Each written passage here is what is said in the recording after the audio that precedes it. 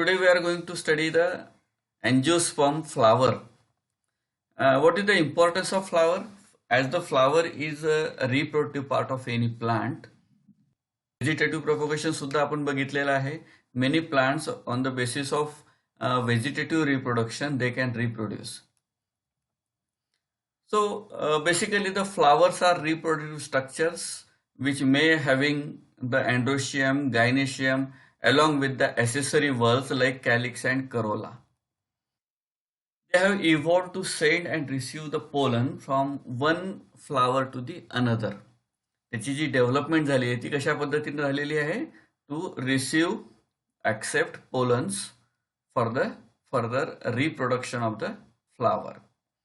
This process of receiving or transferring the pollen is known as the process of pollination, where the pollens can be deposited on stigma and thus reproduction can taken place. Flowers which are developed from the series of modified leaves. आतापर्यंत आपण vegetative structure study केलेत. Vegetative structure मध्ये सुद्धा आपण leaves म्हटलेलं आहे, बरोबर. आणि त्याच्यासोबत जशी सुरुवात आपण केलेली होती रूट पासून केली, नंतर स्टेम मध्ये आलो. स्टेम वर बघितलं की there are the branches development and on branches there is the development of leaves. आता इथपर्यंत हा व्हेजिटेटिव्ह रिप्रोडक्शनचा किंवा व्हेजिटेटिव्ह ग्रोथचा पार्ट होता. Now plant become mature at one stage, they start flowering. So flowers from where they are coming? जसं आपण सुरुवातीला बघितलं होतं की there is apical meristem. It may be present at the root or at the tip of the shoot also. So apical meristem has got the signal for the development of flower-like structures which may contain the reproductive structures. So we find that there is the modified structures of leaves is being developed. आता leaves पासून flowers कसे modify होतील किंवा कसे develop होतील? कारण जर आपण विचार केला तर there is a apical meristem which has meristematic tissue, and meristematic tissue has capacity to develop into a various type of tissues. मग त्याच्यापासून जर स्टेम तयार होऊ शकते, त्याच्यापासून लीफ तयार होऊ शकते, तर त्याच्यापासूनच colored leaf-like structures which now consider as a flower can also be developed. आणि म्हणून it is nothing but the modification of leaf-like structure into colored flower-like structure. म्हणून त्याला आपण म्हटलेलं आहे तर modified leaves. So these modified leaves are more attractive. It can attract the insects and thus favors in the pollination. These leaves are arranged in rings. Rings म्हटल्यापेक्षा त्याला आपण म्हणलेलं आहे वर्ल्स. ठीक आहे. आता जसं आपण म्हटलं की accessory whorls and reproductive whorls, so it is in the form of rings. What are the types of pollination then? Basically there are 3 types, ज्याला आपण एकाला विंड पॉलिनेशन म्हटलेलं आहे, ॲनिमल पॉलिनेशन आणि वॉटर बेस. मग जो विंड पॉलिनेशन आहे त्यालाच आपण ॲनिमोफिली म्हटलेलं आहे. जे वॉटर आहे त्याला आपण हायड्रोफिली म्हटलेलं आहे. आणि जो ॲनिमल आहे त्याला आपण अँटेमोफिली म्हटलेलं आहे. So these are the various types of pollination: anemophilous, entomophilous आणि hydrophilous pollination. Here I have shown one photograph where we can find the pollen grains are at the tip of these grasses. So these are extruding out where we can find the pollen grains can be easily spread with the help of air. आता दुसऱ्या photograph मध्ये आपण इथे एक butterfly बघतोय. It is the bee, actually honey bee और the bumble bee तिचं नाव आहे. So this particular bee which visiting the flower for the purpose of collecting honey. So these nectar or honey collecting bees which helps or visits the flower to flower and thus helps in the pollination as they are visiting different flowers in a day. आता animal pollination हा काय प्रकार असतो?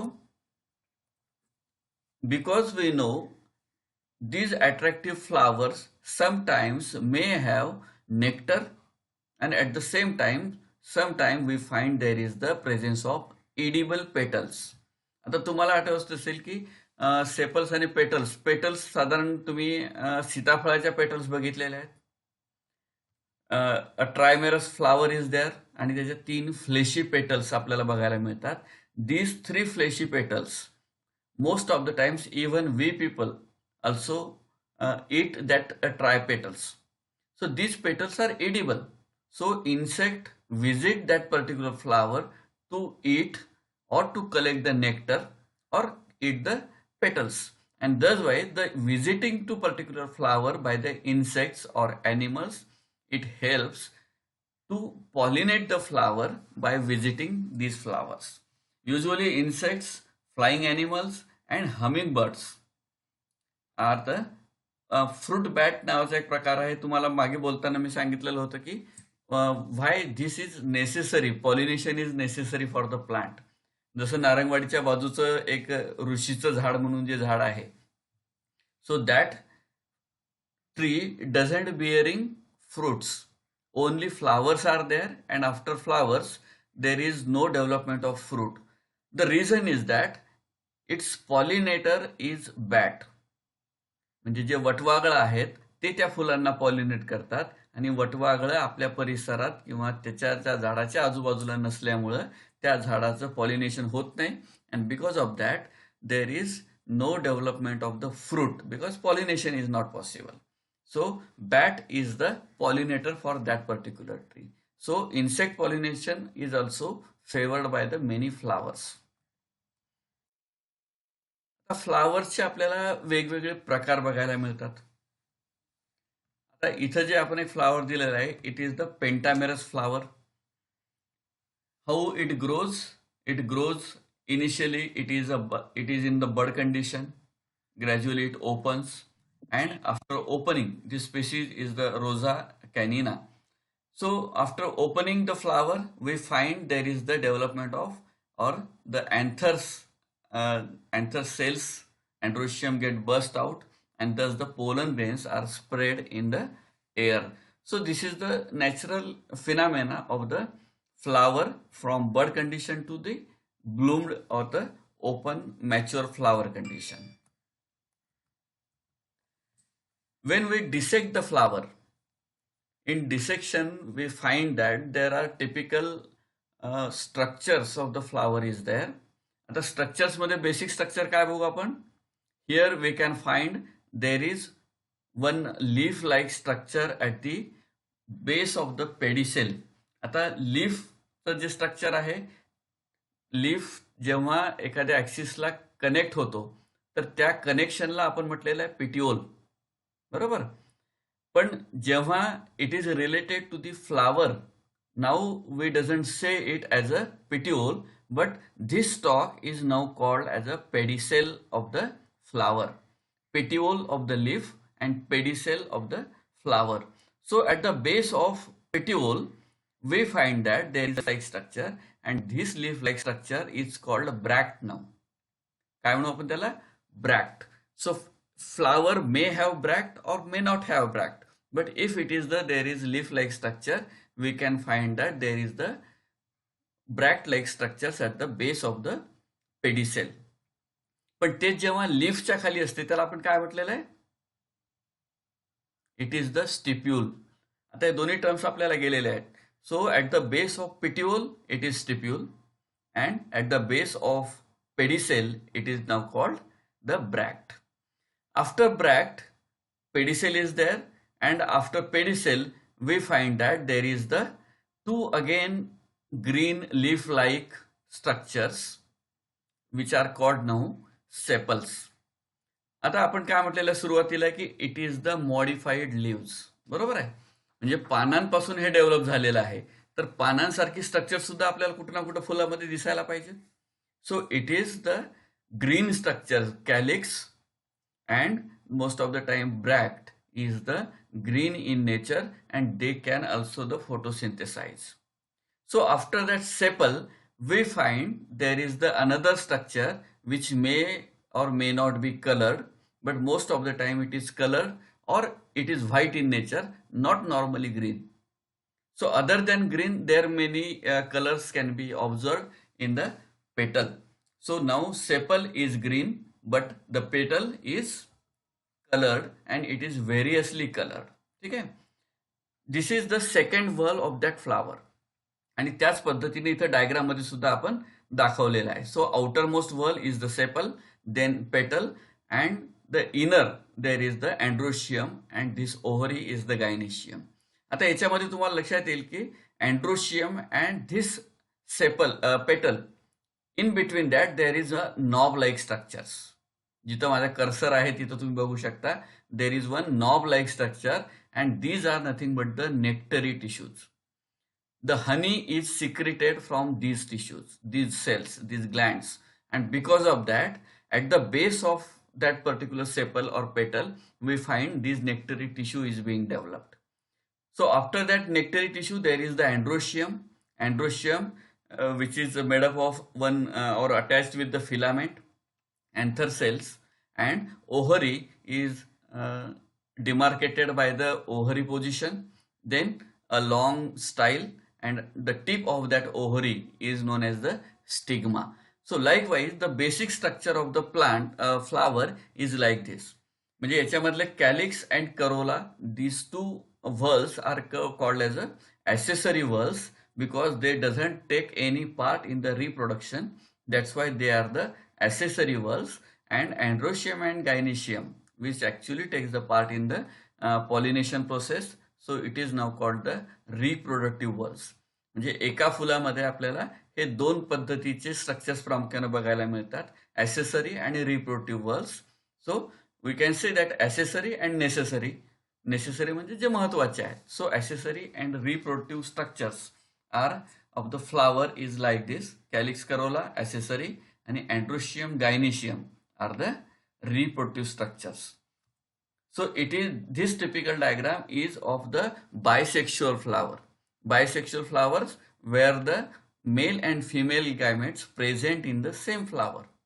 But we know that many families are there which are having the unisexual flowers. Unisexual flowers मध्ये काय होणार आहे, फक्त androeciumच असेल किंवा फक्त gynoeciumच असेल. त्याच्यामध्ये म्हणजे एकूण 3 whorl असतील. आता याच्यामध्ये जसे एकूण 4 आहेत, कॅलिक्स, करोला, androecium, gynoecium.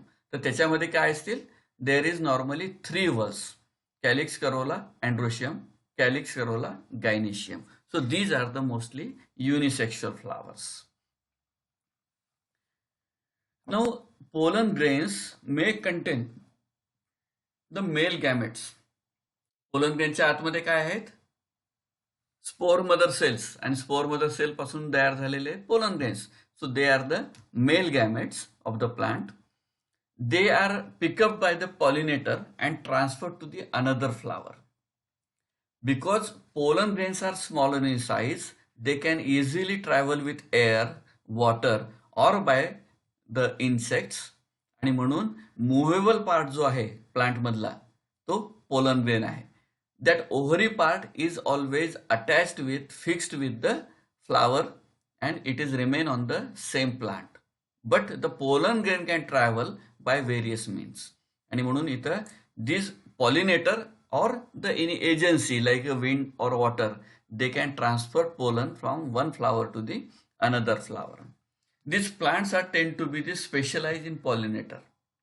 म्हणजे आता मोस्ट ऑफ द पॉलिनेटर आपण जे बघतो, these are the wind pollinated plants. म्हणजे जेवढे आपल्या शेतामध्ये पिकं असतात तर normally they are wind pollinated plants.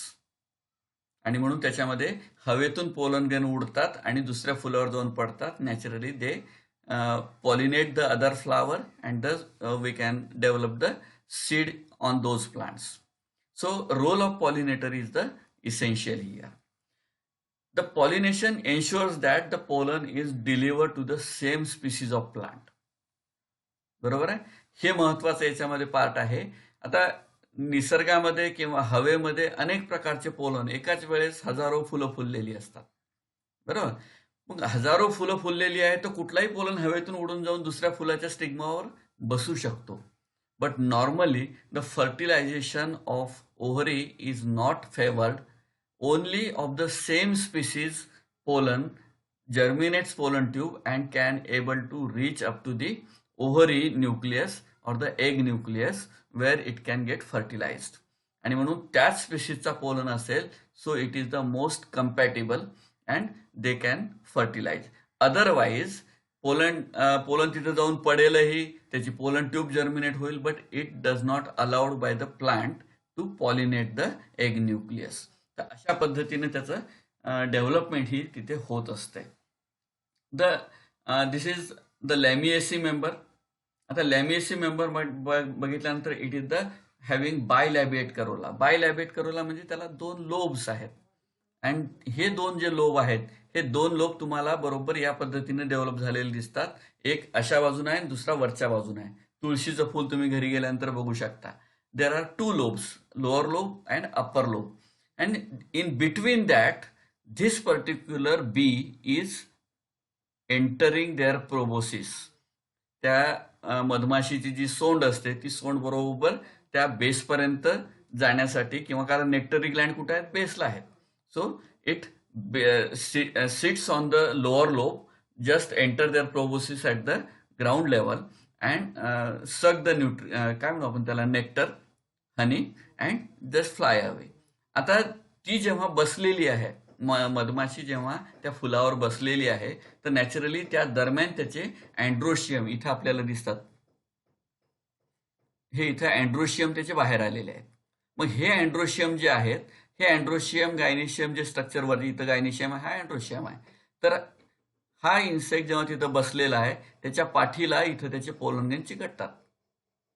हे पोलन ग्रेन चिकटलेले जे आहेत, जेव्हा दुसऱ्या फुलावर तो व्हिजिट करेल, तिथल्या स्टिग्माला ते अटॅच होतात. नॅचरली आता ही जी हनीबी आहे, कुठल्याही फुलावर जात नाही.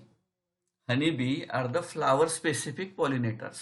आणि म्हणून म्हणतो की मध हे वैशिष्ट्यपूर्ण नॅचरल प्रॉडक्ट आहे, की ते बहुतेक वेळेस 99% फक्त एकाच फुलापासून कलेक्ट केलेल्या मधाचं असतं.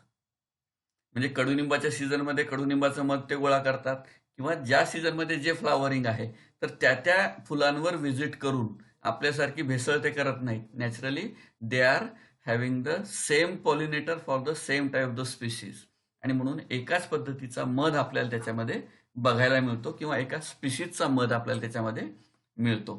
तर अशा पद्धतीने ह्या सगळ्या डेव्हलपमेंट याच्यामध्ये होत असतात. ठीक आहे. Then this ensures the pollen is delivered to the same species of the plant. So here this लॅमेस्ट्रम where shows the pollen specificity. हे एक एक्झाम्पल तुम्हाला दिलेलं आहे. थायमेलिकस नावाचं एक ॲस्टेरेसीचा मेंबर आहे.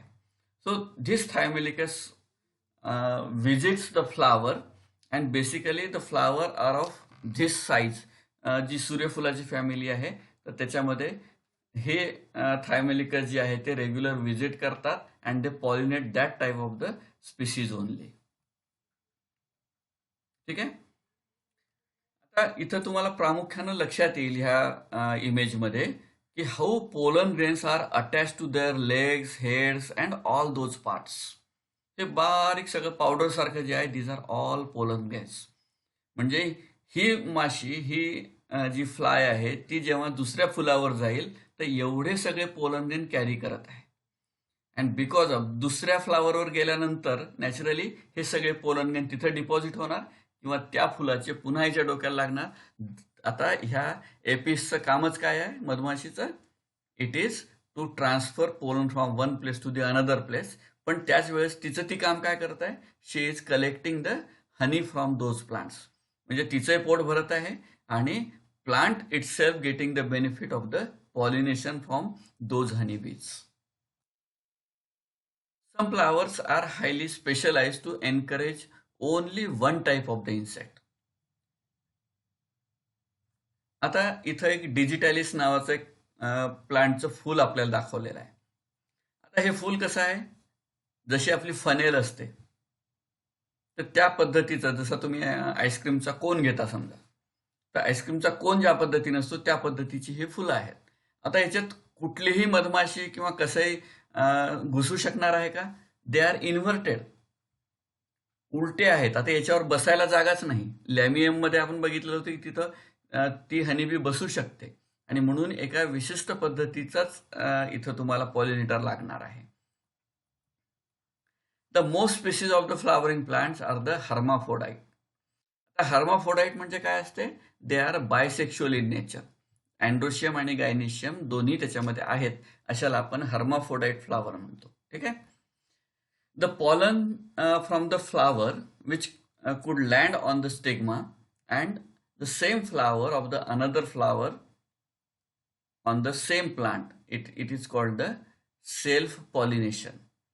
In most of the cases, the plant favors self-pollination process. म्हणजे काय होईल? त्याच फुलाचा अँड्रोशियम आहे आणि त्याच फुलाच्या गायनेशियमवर तिथं ते पोलननेस पडणार आहेत, स्टिग्मावर चिकटणार आहेत. म्हणजे काय झालं? This is the self pollination. पण नेचर काय म्हणते? Self pollination is, though it is the natural process, but most of the species, around 80% species favours cross pollination. Cross पॉलिनेशनचा बेनिफिट काय होतो? Cross pollination may exchange the gene. त्याच्यामध्ये linkage आणि crossing over हा part तुम्ही 12वीला शिकलेले आहात. मग लिंकेज आणि क्रॉसिंग ओव्हर मध्ये काय होते? There is the exchange of the chromosomal segments. म्हणजेच genes are getting exchange at the crossing over position. आणि म्हणून so most suitable pairing is gives the better result. आणि म्हणून निसर्गामध्ये इव्होल्युशन जे होत असतं ते अशा पद्धतीने क्रॉसिंग ओव्हर होत गेल्यामुळं ते gradually there are the changes. So nature most of the times it favours the cross pollination, but still in many cases it is not possible at this condition where we find the self pollination is also the natural phenomena, where pollen transferred from the anther of one flower and stigma of the another flower called the cross pollination. म्हणजे दोन वेगळ्या फुलांचे pollen दोन वेगळ्या फुलांच्या स्टिग्मावर पडतील. ठीक आहे. तर अशा पद्धतीने क्रॉस पॉलिनेशन त्याच्यामध्ये होत असतं. What is the fertilization process then? आता एक जनरल फ्लावर स्ट्रक्चर आणि त्याचं फंक्शनिंग काय आहे ते आपण याच्यामध्ये बघतोय. म्हणजे आता पॉलिनेशन झालेलं आहे. Pollination leads to the fertilization. Androecium is the male gamete and stigma or the ovary egg nucleus is the female gamete. So this male nucleus is get transferred through the pollen tube up to the egg cell or the egg nucleus. This egg cell lies in the ovule, normally at the bottom. It is well protected structure आणि त्या स्टिग्मावर पडल्यानंतर ती स्टिग्मावर pollen tube germinate होते. Pollen tube passes through the style and after ending at the end we find this pollen tube enter into the ovary. And ओव्हरीमध्ये जो egg nucleus आहे तिथं त्याचं गॅमेटिक फ्युजन होणार आहे. आणि म्हणून ह्या सगळ्या लॉंग प्रोसेसमधून ही सगळी प्रोसेस जात असते. The pollen grain germinates on the stigma and gradually the pollen tube down to the style and thus it fuses with the egg nucleus travelling from the through the style. ठीक आहे. तर अशा पद्धतीने तिथं ovule पर्यंत हा mail nucleus पोहोचणार आहे. This is the diagram for that how pollen grain travels from the stigma to the ovule. आता इथं स्टिग्मा तुम्हाला वर दाखवलेला आहे. ह्या स्टिग्मॅटिक पोझिशनला हा पोलन ग्रेन इथे डिपॉझिट झाला. इन्सेक्टनं आणला असेल, हवेतून पडला असेल, what ever it be. It has developed the pollen tube and this pollen tube here fuses with the egg nucleus or the egg cell. आता हा जो एग न्यूक्लियस आहे इथं येऊन ती अटॅच झाल्यानंतर इथं फर्टिलायझेशन होणार आहे. ठीक आहे. आता इथं ही ओव्हरी आपण बघितली. It is the bicarpellary syncarpous ovary. आता एक पोलन ट्यूब आहे ती डिवाइड होऊ शकत नाही नॅचरली. आता दुसरा पोलन, तिसरा पोलन असे होऊ शकते की तिथं शेकडो पोलन त्या स्टिग्मावर पडलेले असतील. So as soon as it attaches to the ovary wall, the chemical signal has been sent to the stigmatic surface. So it stops producing the sticking substance. काय होईल, इथं स्टिग्मावर पोलन ग्रेन चिकटण्यासाठी we find there is the sticky substance, sugary syrup is there, and because of that the germination has started. मग आता इथं एकदा fusion झालं की केमिकल सिग्नल काय म्हणतो, आता स्टिग्मावरून तो शुगरी सायरप डेव्हलप करायची गरज नाही, here fertilization has been taken place. तर अशा पद्धतीनं control mechanism is there for the fertilization of the ovary or egg cell. Once it is fertilized, then there is the starting of the ovule development, आणि ह्या इथूनच्या पुढच्या पोर्शनला आपण म्हणतो एम्ब्रिओलॉजी. आता इथं एम्ब्रिओ डेव्हलपमेंट सुरू झालेलं आहे, आणि एम्ब्रिओ डेव्हलप झाल्यानंतर एम्ब्रिओ आता याची संख्या किती असणार आहे न्यूक्लियसची, it is the diploid nucleus नाव, कारण फर्टिलायझेशन झालेलं आहे. हॅप्लॉइड गॅमेट मेल गॅमेट आणि हॅप्लॉइड फिमेल गॅमेट यांचं फ्युजन झाल्यानंतरची ही सगळी प्रोसिजर आहे. ठीक आहे. So now here the embryology start. जिथं फर्टिलायझेशन झालेलं आहे तर त्याला आपण म्हणतो it is the embryo sac which is well protected by the teguments, cotyledons, बरोबर, आणि त्याला हे वेल प्रोटेक्टेड आहेत. तर त्या एम्ब्रिओ सॅकच्या आतमध्ये मात्र आपल्याला 3 पद्धतीचे न्यूक्लियस बघायला मिळतात. मग त्याला सेंटरला जे आहेत त्याला पोलर न्यूक्लियाय म्हटलेलं आहे, जे वरच्या बाजूला आहेत त्याला सिनर्जिड्स म्हणतो, आणि खालच्याला जे आहेत त्या एग सेल्स आहेत. The entry point is known as the micropylar end. So this micropylar end is also there, so for the purpose of development of the seed and getting the nutrition is there.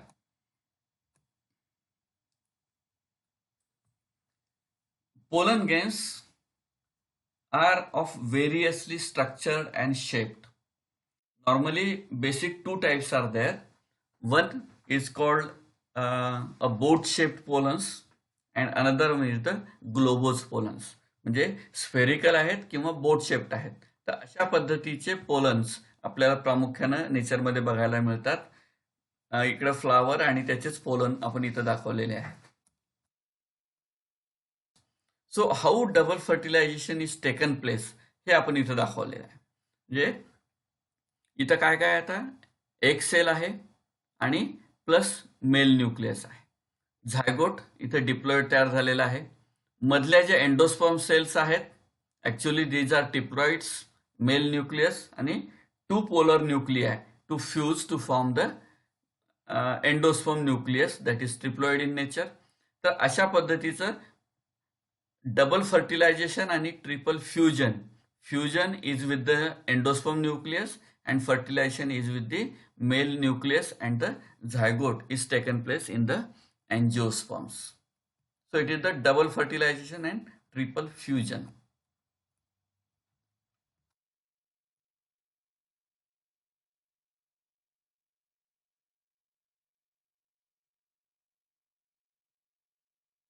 These are the stages are being shown here.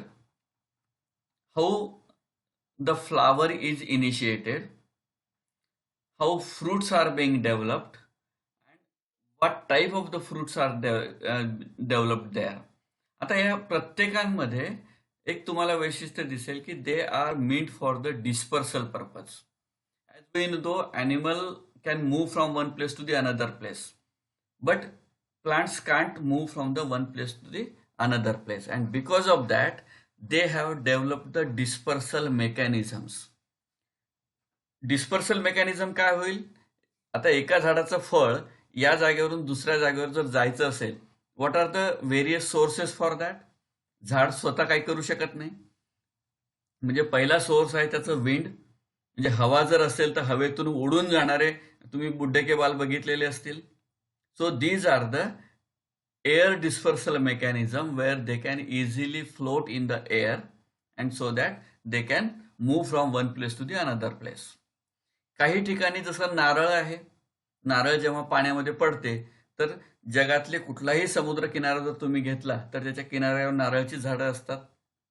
So that particularly developed ecosystem where we can find there is the fruit dispersal mechanism is there. म्हणजे लाटांसोबत या किनाऱ्याहून त्या किनाऱ्यावर नारळ जात असतील कदाचित, and दस they start growing at that location. म्हणजे त्याचं डिस्पर्सल त्या पद्धतीनं होतं. काही ठिकाणी जसं आता इथे एक तुतीचं एक्झाम्पल आपण दिलेलं आहे.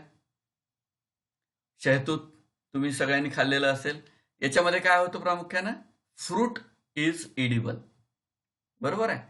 पण फ्रूट इडिबल आहे तर त्याच्या बिया सहित खातो का आपण? नाही खात. Naturally the seeds are being either dispersed, त्याला आपण खाऊन फेकून देतो, अथवा they can be naturally remove from the body. तर अशा पद्धतीची एडिबल फ्रूटच्या बाबतीत केस असू शकते. Here it is the special dispersal mechanism. आता हे काय आहे? लोटसचे आहे, Lotus corniculatus. So here it is typically known for the claw like bird. बर्डचा पंजा जसा असतो त्या पद्धतीचे सीड्स आहेत. And whenever the water is splashed over that, त्याच्यावर जेव्हा पाणी पडते, it disperse by the bursting mechanism. ह्या शेंगा आपोआप फुटतात and we find there is the dispersal of seed is taken place.